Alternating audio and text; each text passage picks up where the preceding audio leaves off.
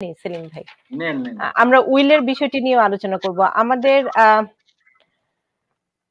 অনেকেই প্রশ্ন করেছেন, বিশেষ করে বাংলাদেশ থেকে যারা প্রশ্ন করেন তাদের একটি উদ্দেশ্য থাকে কিভাবে তারা আসতে পারবেন।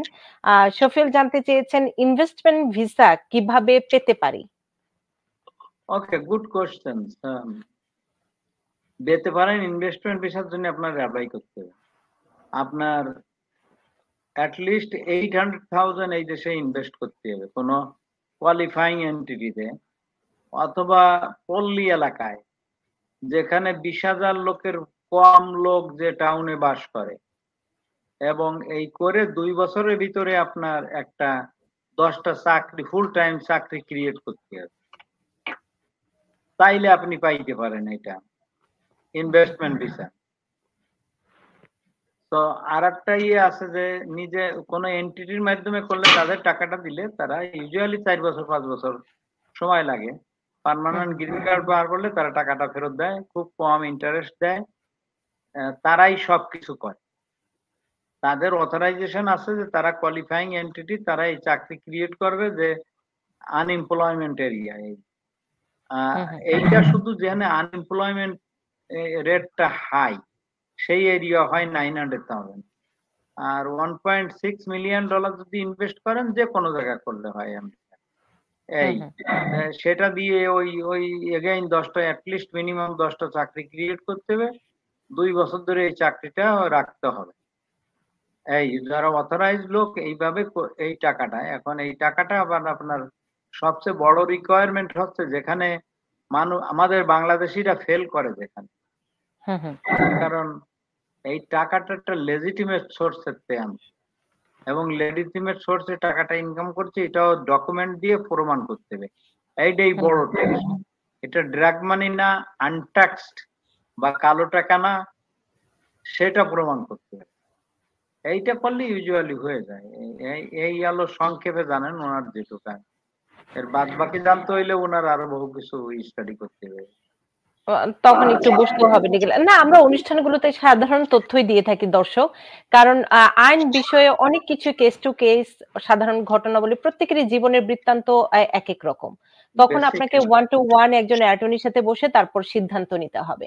তার কারণটি এই অনুষ্ঠান পুরোপুরি সাধারণ তথ্যের উপর কিন্তু নির্ভর করে। সিদ্ধান্ত নেওয়ার জন্য অবশ্যই একজন অ্যাটর্নির সাথে ব্যক্তিগতভাবে কথা বলে পরামর্শ নিয়ে তারপরে নেবেন।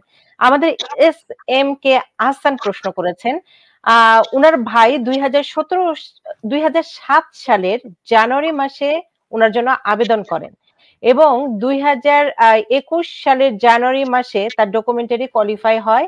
এরপর প্রতি 60 দিন পর পর, মানে 2 মাস পর পর অন্তর অন্তর একটি সান্ত্বনা চিঠি পান, অপেক্ষা করুন, এবং তার ইন্টারভিউর জন্য কখন ডাকতে পারে তিনি এটি জানতে চেয়েছেন। এবং তিনি বলছেন যে এটি আসলে কারো পক্ষে বলা সম্ভব নয়, তবে তার আরেকটি প্রশ্ন প্রথমত হচ্ছে তিনি জানতে চাচ্ছেন যে ইন্টারভিউটি কবে হবে, 2007 সালের আবেদন।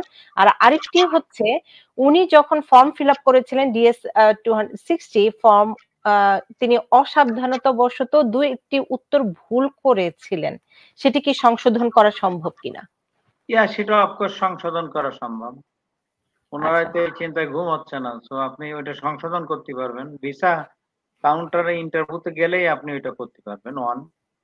দ্বিতীয়ত হচ্ছে কেন কি কবে ডাকবে এটা আসলে না, যে কোনো সময় ডেকে দিতে পারে। যে 3 বছর হয়ে গেছে আপনি ডকুমেন্টারি কোয়ালিফাই করেছেন, আর 2007 এর লোকদের এখন ডাকছে, হয়তো ওনার আগে যারা আছে তাদের ডাকছে, আছে, বা ওনার আগে যারা ডকুমেন্টারি কোয়ালিফাই করেছে তাদের ডাকছে, এই আর কি। তো উনি সহসা ডাক পেতে পারবেন, এটা তো আমরা জানি না তার কারণ কখন ডাকে, খুব শীঘ্রই হয়তো ডেকে দেবে। আচ্ছা, আমাদের আরেকজন প্রশ্ন করেছেন, আমেরিকায় ওয়ার্কার ভিসা কিভাবে পেতে পারেন, কি কি ধরনের কাগজপত্র কিংবা যোগ্যতা প্রয়োজন? ওয়েল, সেটা তো ওয়ার্কার্স এর বিভিন্ন টাইপের ওয়ার্কার আছে এখানে।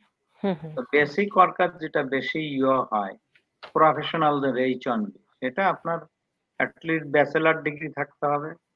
এই দেশে কোনো এমপ্লয়ারের চাকরি দিয়ে তারা পিটিশন করতে হবে, সেই এই দেশে এমপ্লয়ার, এই দেশের মালিক বা কি বলে এমপ্লয়ারে কি বলে নিয়োগকর্তা, নিয়োগকারী প্রতিষ্ঠান স্পন্সর করলে তাদের যদি আপনি কনভিন্স করে চাকরি নিতে পারেন তাহলে আপনি সেটি অ্যাপ্রুভ হলে ভিসা নিয়ে চলে আসতে পারবেন। এই সংক্ষেপে যেটা